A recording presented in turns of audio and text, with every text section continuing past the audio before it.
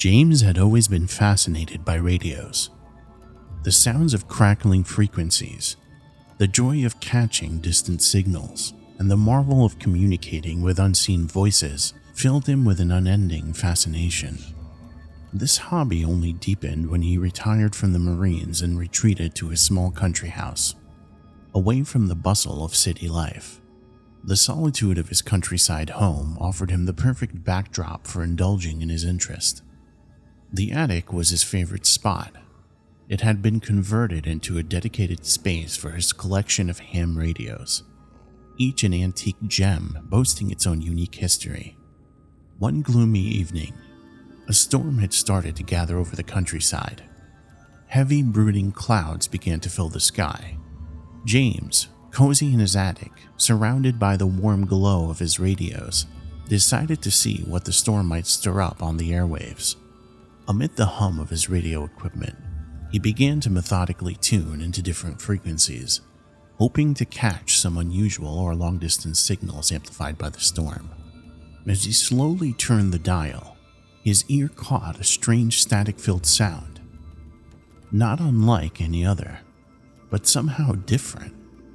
It was coming from frequency 66.6, an unusual number for a radio station. Curiosity piqued, he decided to linger on it for a while, hoping to decipher any possible transmissions. At first, it was nothing but a persistent hiss of static, like white noise that might serve as a monotonous lullaby. But then something broke through. A voice, soft and eerie. It was barely above a whisper. It was uttering words and sentences that seemed to have no beginning or end, no sense or order. James felt a distinct feeling of discomfort, yet he was intrigued. He decided to explore further, to decode the cryptic messages coming through the mysterious frequency. Unaware of the chain of events his curiosity was about to unleash, the strange voice on frequency 66.6 became an enigma that James couldn't ignore. Each night, as the world outside his cottage slept, he would sit at his radio, the faint glow casting long shadows in the attic, and listen to the whispers that broke through the static. The voice seemed to come from a great distance, the words shaped by an unseen mouth, in a language that danced on the edge of understanding. Cryptic poems about shadowy figures and long-forgotten places mingled with the seemingly random sequences of numbers. The voice never seemed to repeat itself. Each message was a new tapestry of haunting words and mysterious codes. James, fueled by a mixture of curiosity and an uncanny sense of fascination, began to take detailed notes, trying to make sense of the voice. He spent hours poring over the strange poems, attempting to translate the cryptic lines. The mathematical sequences were equally baffling, appearing to follow no known formulas or patterns. He fed them through various decoding programs, hoping to find some meaning, but came up empty each time. His obsession with the voice and its mysterious messages began to consume him. Sleep became a forgotten luxury as he spent long nights tuned into the unnerving frequency. The rest of his life became a mere distraction, a waiting period until he could return to the voice. But as he delved deeper into the riddle of 66.6, James began to notice a change in his home. Subtle at first, but undeniably present. His house had always been quiet, but now it seemed to be holding its breath, as if waiting for something to happen. A chill began to pervade the air, a coldness that seemed to seep into his bones and couldn't be dispelled by the warmest fire. James shrugged it off as a product of his fatigue, of too many nights spent awake in the gloom of his attic. He convinced himself that it was nothing more than his imagination playing tricks on him.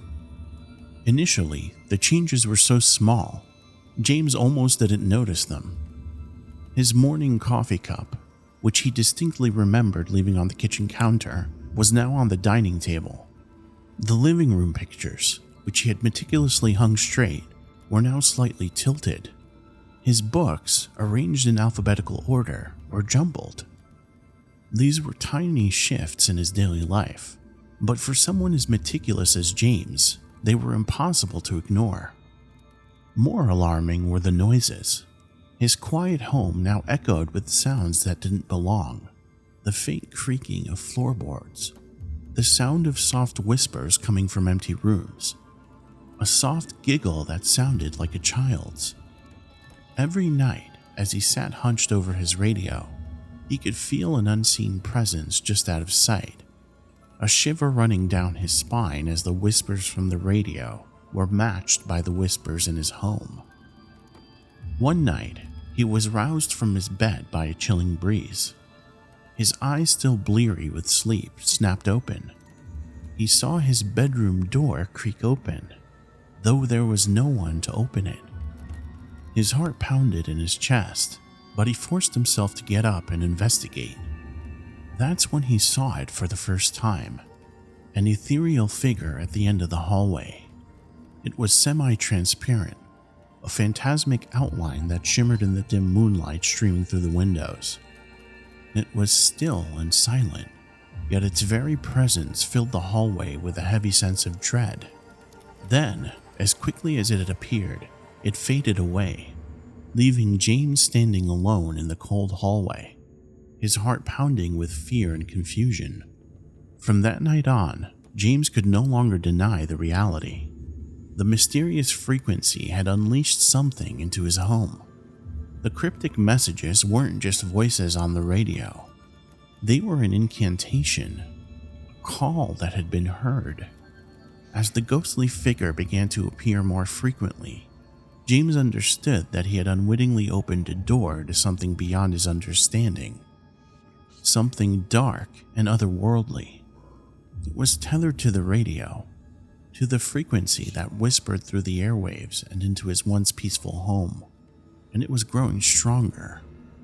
With each passing day, the spectral figure became more present. It no longer just lurked in the corners of James's eyes or showed up only at night. It appeared at any time, flickering in and out of existence, always tethered to the nearest radio. Its presence was marked by an intensifying coldness, and the whispers from the radio would grow louder, more insistent. At first, James had tried to ignore the figure, to continue his daily life as if it wasn't there, but the apparition was relentless. It began to interact with the physical world around him, moving objects, leaving doors open, turning lights on and off. It was trying to communicate, reaching out and breaking the veil that separated them. Driven by a growing fear and a desperate need for answers, James began to research. He pored over texts and obscure internet forums, searching for any information on spectral entities and unusual radio frequencies. He discovered tales of other radio enthusiasts who had encountered strange frequencies, and the peculiar happenings that followed. Stories of hauntings, of otherworldly presences and cryptic messages from beyond, yet none of them seemed as tangible or as terrifying as what he was experiencing. It was during a late-night reading session that the horrifying truth finally dawned on him. The frequency wasn't just a channel for the entity. It was a door. The spectral figure was a spirit that had been called forth by the frequency. And now it was trapped, tethered to the radios, to the incessant whispering of 66.6. James realized his obsession with the cryptic messages had led him to unwittingly play a part in a ritual, a calling of sorts. He had invited something into his home, a spectral entity from a different realm. His curiosity had been the key that unlocked a door. With this realization came another, more terrifying one. If he had unknowingly opened this door, did he possess the power to close it?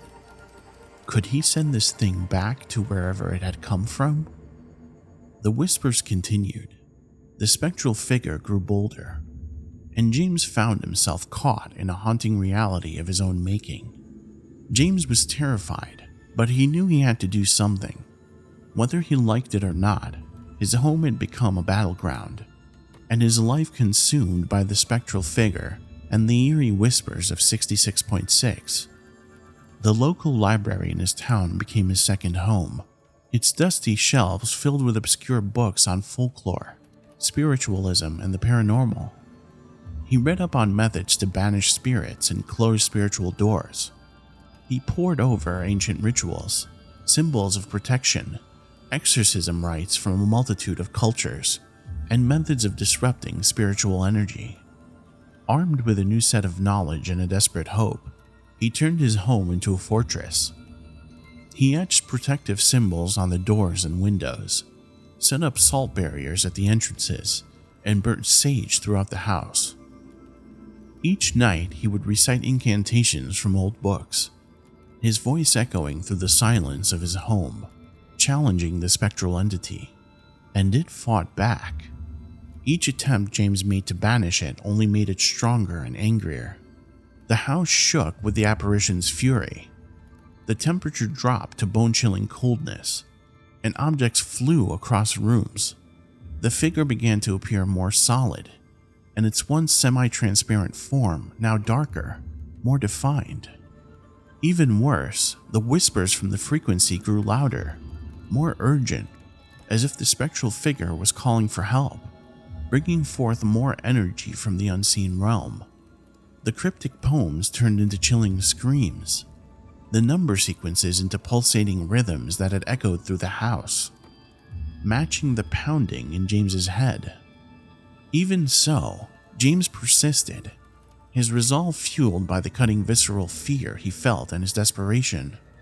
He could sense his strength dwindling, his nights consumed by sleepless battles, and his days by anxious preparation.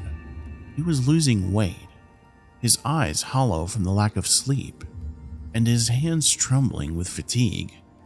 Yet he couldn't afford to back down, not when his home was under threat. In a last-ditch effort, James tried to drown out the frequency. He filled his home with the sounds of other radio stations, hoping to disrupt the spectral figure's energy, to weaken its connection to the physical world. But the spectral figure had grown too strong. The whispers of 66.6 cut through the cacophony, a haunting chorus that echoed through the air, resonating in his mind, in his bones. In his despair, an idea struck James.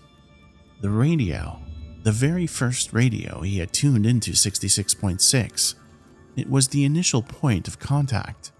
Perhaps if he could destroy it, he could sever the spectral figure's link to his home, push it back to wherever it came from. This radio was one of the oldest in his collection. It took a veritable life savings to buy. It was his baby, but part of him reluctantly knew he had no other choice but to try. He didn't know if it would work, but it was all he had. And so that night, as a storm raged outside, as the spectral figure flickered in and out of existence, and the whispers of 66.6 filled the air, he made his move. He grabbed the old radio, its surface cold to the touch, the spectral figure pulsating around it. With a determined holler, he threw it into the fireplace. The radio crackled and sparked as if it caught fire, the flames dancing in the dark room. A scream echoed through the house, a sound so terrifying it froze James's blood. It was the spectral figure, its form contorting and twisting as the radio burned. The sound came from every radio in the house, a chorus of unearthly agony that shook the walls. Then, just as suddenly, it stopped.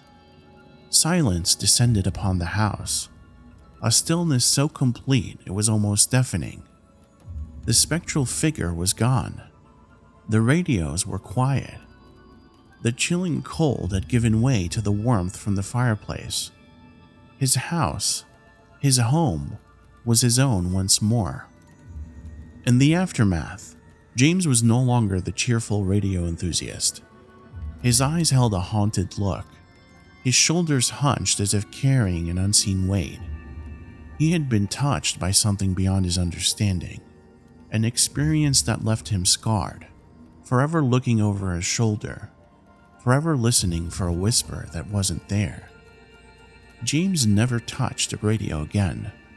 He couldn't bear the sound of static, of unseen voices from afar. He lived out his days in silence, a quiet man in his quiet home, yet he couldn't shake off the lingering sense of dread, the haunting memories of a spectral figure and a chilling frequency. And in the ashes of the fireplace, among the charred remains of the radio, a faint whisper could still be heard, a residual echo of frequency 66.6. The spectral figure was gone, but the frequency remained, waiting for its next listener, for its next call to be answered.